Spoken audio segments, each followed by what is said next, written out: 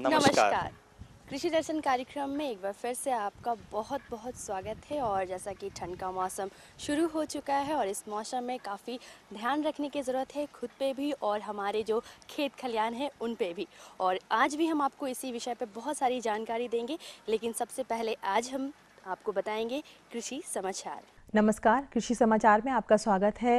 आपके साथ मैं हूं सबा गुलरेज। आइए देखते हैं आज कृषि समाचार में क्या है खास।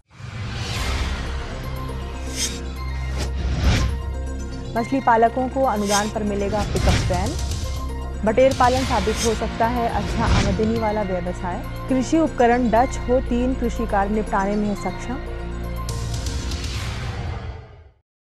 और अब कृषि समाचार विस्तार से। पशुपालन एवं मत्स्य विभाग झारखंड सरकार द्वारा मत्स्य जीवी सहयोग समितियों के परिवहन की सुविधा उपलब्ध कराने के लिए योजना बनाई गई है। परिवहन के लिए एक पिकअप वैन खरीदने के लिए कुल लागत व्यय का 50% या अधिकतम 2 लाख रुपए तक का अनुदान दिया जाएगा। मछली पालन एक व्यवसाय है। मछली पालन हो या मछली बीज, उन्हें उत्पादन स्थल से बाजार और बाजार से दूसरे स्थान तक ले जाने के लिए परिवहन की जरूरत होती है। हमारे राज्य में ज्यादातर मछली पालकों के पास मछली पालन से जुड़े कार्यों के लिए निजी वाहन नहीं है।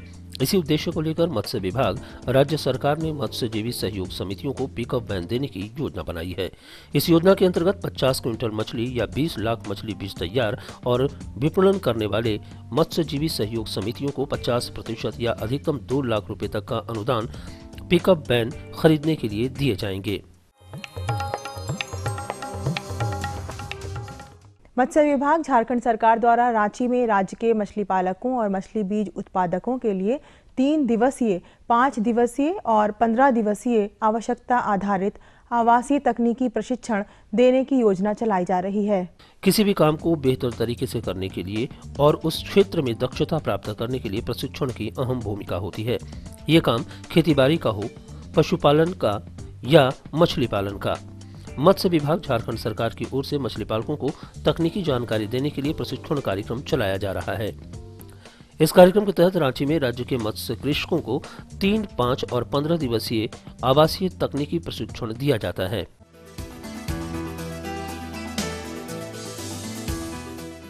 जाड़े के मौसम में सूकरों को चर्म रोग होने का खतरा ज्यादा होता है। सूकर चर्म रोग के रूप में खुजली की बीमारी से ज्यादा ग्रसित होता है। इस बीमारी के रोकथाम के लिए सूकरों को प्रति 33 किलो वजन के हिसाब से 1 मिलीलीटर आइवरमैक्टिन नामक दवा का इंजेक्शन चमड़े के भीतर देना चाहिए। सूकर पालन कर रहे पशुपालकों को जाड़े के मौसम में अपने सूकरों की शारीरिक साफ सफाई पर विशेष ध्यान देने की जरूरत है। जाड़े के दिनों में सूकर पालक अपने सूकरों को ठंड से बचाने के लिए नहीं के बराबर नहलाते हैं। इस वजह से सूकरों को चर्म रोग हो जाता है। सूकरों में होने वाले चर्म रोग के लक्षण और उसके इलाज के बारे में हमारे पशुपालन विशेषज्ञ बताते हैं। तो इसमें चर्म रोग जो होता है उसमें उसका जो लक्षण होता है कि जो जानवर होता है वो शरीर को खुजलाते रहता है, दीवार से या लोहे का जो दरवाज़ा है उससे वो अपने शरीर को रगड़ता है। तो और उसका शरीर जो है से नॉर्मली जो होता है हेल्दी जो सूकर होते हैं उसका शरीर जो है चमकीला होना चाहिए। उसके जो चमड़ा जो होता है उसमें एक चमक जो होती है वो होनी चाहिए। लेकिन जैसे ही चर्म रोग से ग्रसित होते हैं सूकर तो उसमें चर्म में जो चमकीलापन होता है वो ख़त्म हो जाता है, स्किन फटने भी लगता है और बार बार सूकर जो है खुजलाते रहता है। तो ये सब अगर आपको देखने को मिलता है तो समझ जाएं कि जो है चर्म रोग हो गया है। तो इसमें जो है कि उसको आप इलाज कर सकते हैं डॉक्टर की सलाह लेकर के, या फिर आइवरमेक्टिन नामक जो दवा है उसको आप दे सकते हैं सबकुटेनियस। 1 ml जो है 33 किलो वजन पर चमड़े में जो है ये दवा पड़ती है। तो इससे चर्म रोग की जो प्रॉब्लम होती है वो दूर हो जाती है। बटेर कम लागत पर हमारे लिए मांस और अंडे की ज़रूरत पूरी करता है और ये उपभोक्ताओं के बीच काफ़ी लोकप्रिय भी है। इस वजह से बटेर पालन मुनाफे वाला व्यवसाय साबित हो सकता है। बटेर पालक अगर उन्नत नस्ल वाले बटेर टॉक्सिडो, फराओ, ब्रिटिश रेंज, इंग्लिश सफ़ेद और मंचूरियन गोल्ड पालते हैं तो उन्हें गुणवत्तापूर्ण मांस और अंडा दोनों प्राप्त होगा। बटेर पालन पशुपालन का अंग है और खास तौर पर मांस की जरूरत पूरा करने के लिए बटेर पालन किया जाता है। बटेर पालन से पशुपालक अच्छी आमदनी प्राप्त कर सकते हैं, बशर्ते अच्छी नस्लों वाले बटेरों को पाला जाए। बटेर की कुछ उन्नत नस्लों के नाम इस प्रकार हैं: फराओ, टॉक्सिडो, इंग्लिश सफेद, ब्रिटिश रेंज और मंचूरियन गोल्डन। डच हो उस कृषि उपकरण का नाम है जो खेतों में नाली खोदने, मेड़ बनाने और फसलों की निकाई गुड़ाई कराने का काम करता है। 3 कार्यों को निपटाने की क्षमता इसे किसानों के बीच लोकप्रिय बनाता है। इसकी कार्यक्षमता 12 से 15 डेसिमल प्रतिदिन है। एक किसान रबी या खरीफ के मौसम में एक साथ कई फसलों के लिए काम कर रहा होता है तो उसका एक एक मिनट बहुमूल्य होता है। ऐसे में जन मजदूर की कमी हो जाना एक विकट समस्या को जन्म देती है, जबकि कृषि से जुड़े हर कार्य को एक निश्चित अवधि में खत्म करना जरूरी होता है। इस लिहाज से डच हो नामक कृषि उपकरण किसानों के लिए काफी मददगार साबित हो सकता है, क्योंकि ये यंत्र खेतों में नाली खोदने, मेड़ बनाने और निकाई गुड़ाई करने जैसे 3 काम निपटाने की क्षमता रखता है। आइए आज हम एक ऐसे किसान से मिलते हैं जो अपने खेतों की मिट्टी के स्वभाव को समझते हुए फसलों का चुनाव करते हैं। चावल, गेहूं, दलहन, तिलहन और सब्जी फसलों में भी उन्हीं फसलों को लगाते हैं जो उनके खेतों में अच्छी पैदावार दे सके। आज हम जिस सफल किसान से मिलने वाले हैं उनका नाम है भूदेव चंद्र महतो। ये सांडिल गांव के रहने वाले हैं और अपने खेतों के एक बड़े हिस्से में टमाटर फसल लगाए हुए हैं। इनके खेतों में लगी हुई फसल इस बात का प्रत्यक्ष प्रमाण है कि ये बेहतर उपज के लिए खेत के उपजाऊपन को हर हाल में बरकरार रखने की भरपूर कोशिश करते हैं। मैं आज से करीब 10-12 साल से खेती कर रहा हूँ और ये खेती वैज्ञानिक ढंग से कर रहा हूँ और खेती से हम बहुत खुश हूँ। हमारे बच्चे भी अच्छे स्कूल में पढ़ रहे हैं। मेरी जितनी रोजगार पैसे की ज़रूरत पड़ती है हम खेती से ही उपार्जन कर लेते हैं और बच्चे अभी खुशहाल हैं, हम भी खुशहाल हैं। और अब एक नज़र राज्य के 3 प्रमुख शहरों के मौसम के मिजाज पर।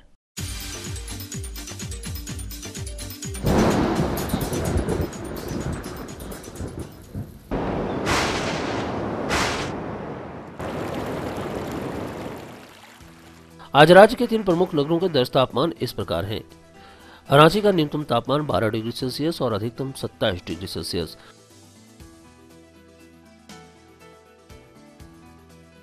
जमशेदपुर का न्यूनतम तापमान 14 डिग्री सेल्सियस और अधिकतम 30 डिग्री सेल्सियस।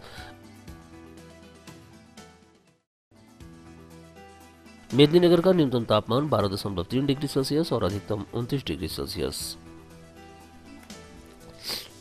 और अब मंडी भाव में आइए नजर डालते हैं अनाजों के भाव पर।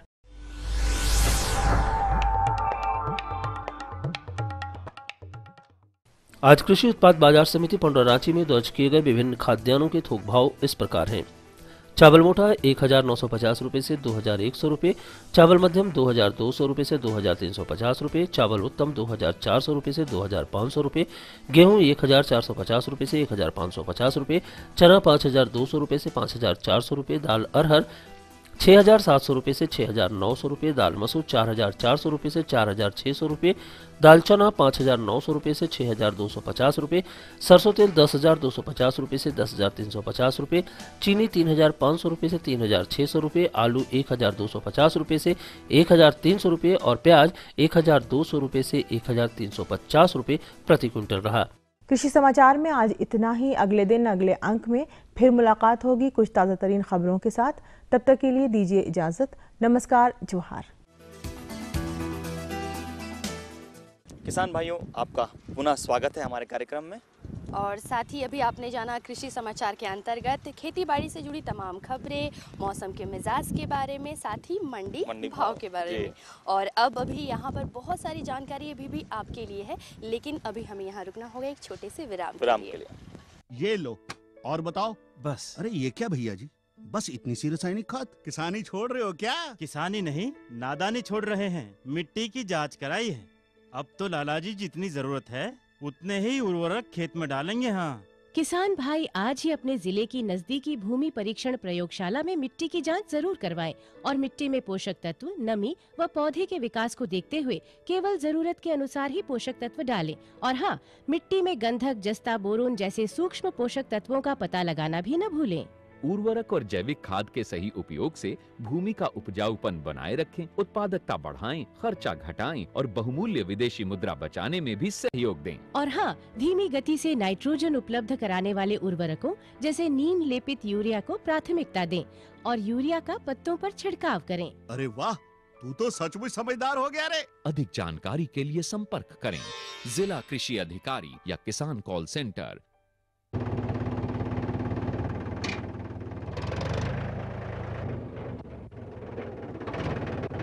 अरे हरकू वाह, बीज, कीटनाशक और आज खाद भी।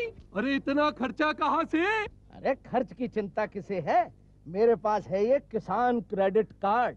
कार्ड? अरे बैंकों द्वारा जारी इस कार्ड से किसान उसकी सीमा तक की रकम कभी भी बैंक से निकलवा सकता है और खेती बाड़ी की सामग्री कभी भी खरीद सकता है। कर्ज के झंझट से भी छुटकारा और तो और बिजली के बिलों का भुगतान, डीजल इससे खरीदना और आसान हो गया है। तो हर को भैया एक कार्ड मेरे लिए भी। किसान क्रेडिट कार्ड के लिए नजदीकी बैंक से संपर्क करें और पाएं ढेर सारे लाभ। खुशबू की फुहार में, स्वाद की बहार में, तरक्की की तानों में, खिलती मुस्कानों में, हरे भरे पौधों में, बड़े बड़े सौदों में, मधुर भिनभिनाहट में, खुशियों की आहट में। NHM बागवानी मिशन, हमारी चाहत आपकी मुस्कुराहट। किसान भाइयों, विराम के बाद हम आपका पुनः स्वागत करते हैं। आगे बढ़ाते हैं कार्यक्रम को और बताना चाहते हैं कि आज क्या कुछ खास है हमारे साथ। बिल्कुल, और खास है बहुत ही अच्छी चीज़। भाई चना तो सभी कोई खाते हैं और चने का टेस्ट भी काफ़ी पसंद आता है सभी को। और आज हम इसी विषय पे आपको बताएंगे कि किस तरह से चने का हम देखभाल करें, यानी जब हम चने की रोपाई करते हैं उस वक्त हमें किन किन चीज़ों का ध्यान देना चाहिए जिससे वे नुकसान होने से बच सके। उनकी उचित देखभाल और किस तरीके से हम उसकी पूरी समुचित देखभाल कर सकते हैं, उसकी जो हम फसल की खेती करते हैं, फिर हम लोग सारी चीज़ों को जो करते हैं किस प्रकार करते हैं, आइए जानते हैं इस कड़ी में। तो और इसकी जानकारी आज हमें दे रहे हैं डॉक्टर PK सिंह।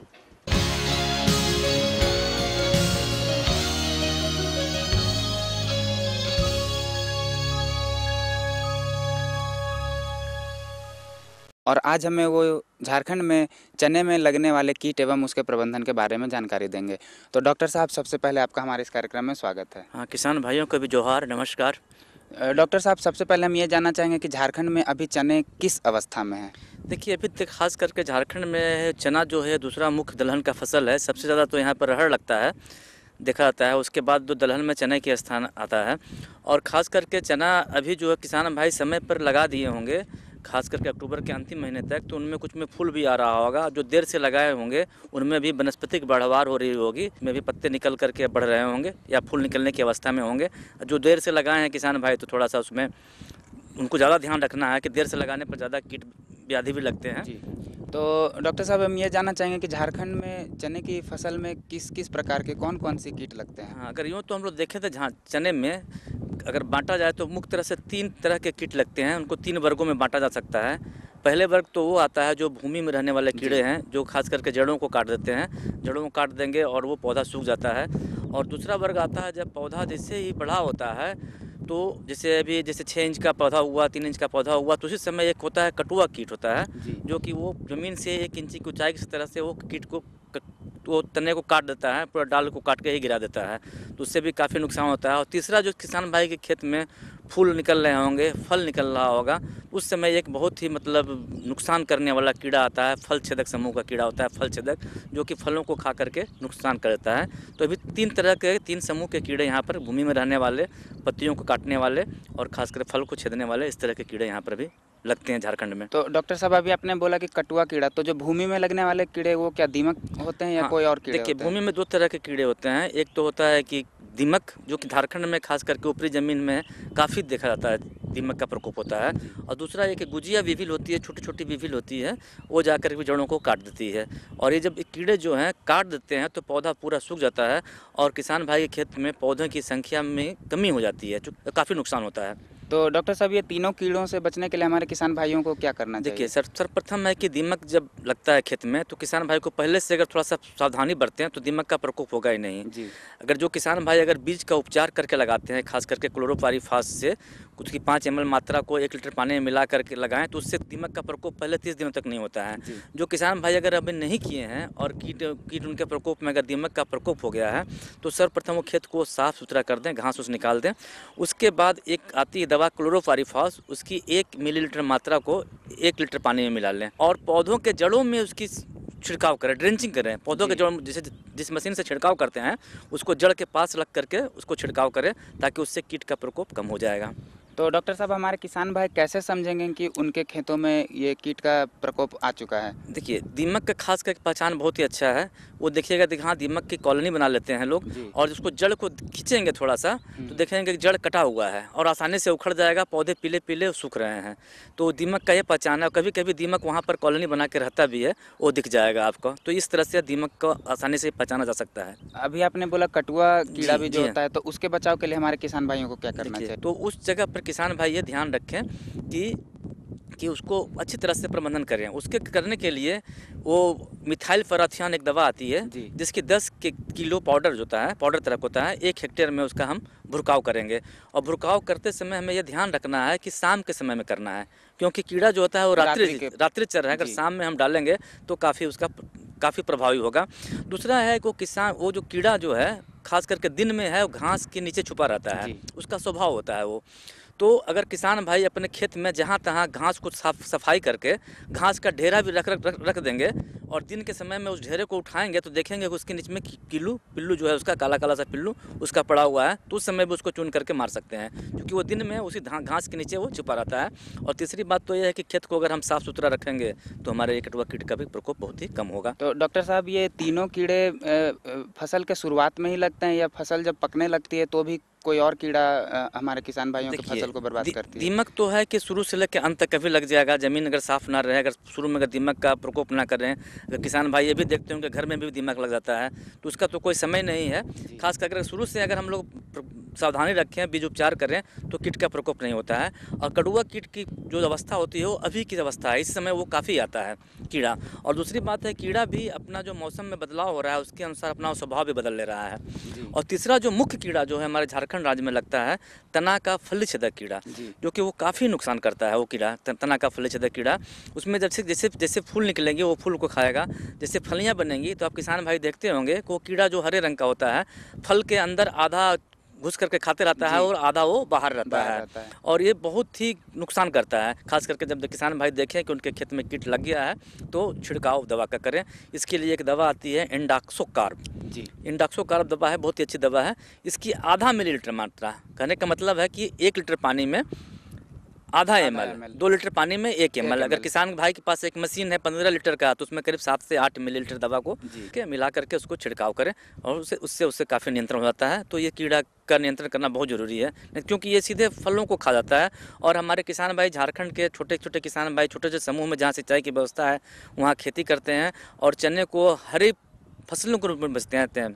तो किसान भाइयों, आपने देखा कि डॉक्टर साहब ने हमें कितनी अच्छी जानकारियाँ दी और ये सारे जानकारी को आप लेकर पाकर आप अपने फसल को बहुत अच्छे तरीके से उपजा सकते हैं। डॉक्टर साहब, आप हमारे इस कार्यक्रम में आए और हमारे किसान भाइयों को इतनी अच्छी जानकारियाँ दी, उसके लिए आपका बहुत बहुत धन्यवाद। किसान भाइयों को भी नमस्कार, जोहार। तो अभी हमने देखा चने के विषय में बहुत सारी जानकारी ली, जाना कि किस तरह से उसकी देखरेख करनी चाहिए और किस तरह से हम उसे कीटों से बचा सकते हैं। लेकिन अभी और भी एक अच्छी सी जानकारी आपके लिए बची हुई है। जी हाँ, कार्यक्रम को आगे बढ़ाते हैं और मिलते हैं सुफल महतो जी से। ये एक सफल किसान है और उन्होंने कई प्रकार के फसलें उपजाई हैं।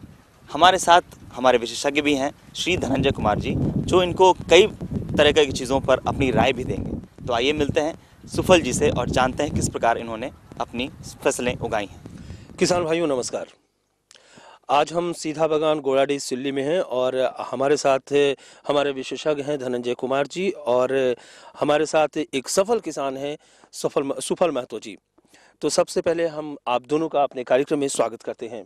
किसान भाइयों नमस्कार। सबसे पहले किसान भाइयों हम सुफल महतो जी से बात करेंगे कि इन्होंने तमाम तरह की जो खेतियां हैं वो कर रहे हैं। बैगन की बहुत ही अच्छी खेती इन्होंने लगा रखी है और टमाटर की भी, आलू की भी, तमाम तरह के जो फसल होते हैं उनकी ये खेती करते हैं और ये अपने इलाके में एक सफल किसान के रूप में जाने जाते हैं।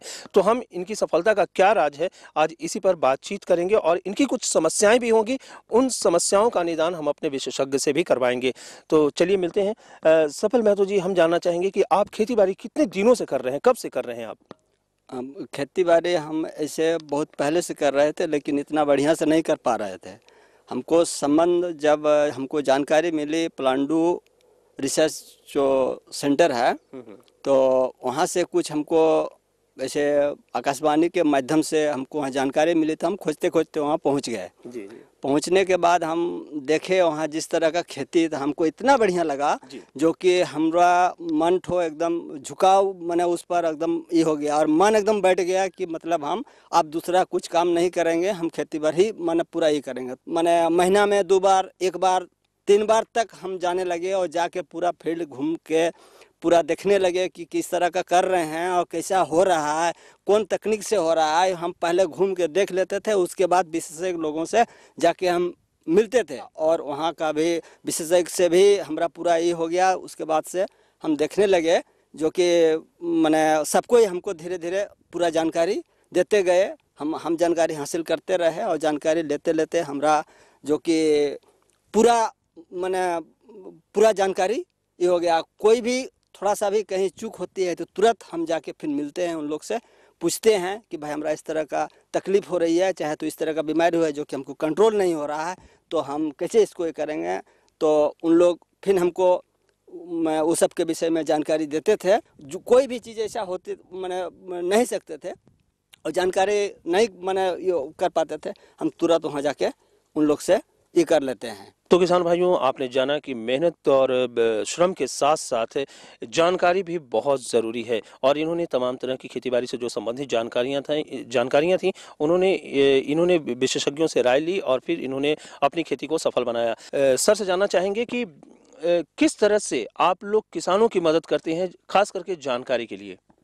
किसान भाइयों, जो किसान भाई पलांडू अनुसंधान केंद्र में गए होंगे या देखे होंगे, तो हम लोग जो है वहाँ पर तकनीकी जो भी सब्जी एवं फल से संबंधित जानकारी है उसको देते हैं। उसके साथ साथ जो है नई नई किस्मों का जो विकास हुआ है, जैसे कि सुफल जी जो बताए, तो सुफल जी के खेत में जैसे बैगन की स्वर्ण श्यामली, स्वर्ण प्रतिभा, टमाटर के स्वर्ण संपदा, स्वर्ण लालिमा और यहाँ तक कि परवल की जो मतलब खेती झारखंड में नहीं के बराबर होता है, परवल का खेती को भी इनको जानकारी दीजिए और यहाँ पर जो है ये लगाएं। तो पलांडू से जो है एक तो है कि तकनीकी जानकारी, दूसरा जो है जो वहाँ से तकनीकी विकसित किया गया है, चाहे सब्जियों का किस्म हो या फलों का किस्म हो, या फलों के पौधों को किस तरह से लगाते हैं, सब्जियों के बेमौसमी खेती किस तरह से करते हैं, मशरूम की खेती कैसे करते हैं, सब बीज उत्पादन कैसे करते हैं, उन सारी जानकारी जो है किसानों को मुफ्त में दिया जाता है। वो फ़ोन से भी बात कर सकते हैं, वहाँ आकर के भी जानकारी प्राप्त कर सकते हैं और किसान भाई जब अपने खेत में बुलाते हैं तो वहाँ से विशेषज्ञ जो है उनके खेत में जाकर के भी उनके समस्या को समाधान करते हैं। तो चलिए किसान भाइयों, जैसा कि हमारे विशेषज्ञ महोदय ने बताया कि आप पूरी जानकारी ले सकते हैं पलांडू हार्ब से और वो जानकारी देने के लिए हमेशा तैयार हैं और कहा भी जाता है कि आज कृषि की व्यावसायीकरण की ज़रूरत है। अगर आप कृषि का व्यावसायीकरण करते हैं तो आपको अधिक से अधिक फायदा होगा। और हम अब सुफल महतो जी से मुखातिब होते हैं। सुफल महतो जी, आप पहले परंपरागत तरीके से खेती करते थे, आज आप बिल्कुल वैज्ञानिक तरीके से खेती कर रहे हैं, दोनों के बीच में क्या अंतर आपको लग रहा है? जो परंपरा से जो खेती करते थे तो उसमें हम जो पूंजी लगाते थे, जो मेहनत करते थे, वो भी हमको हो नहीं पाता था जी। तो हम लोग बहुत उसमें हम लोग निराश थे।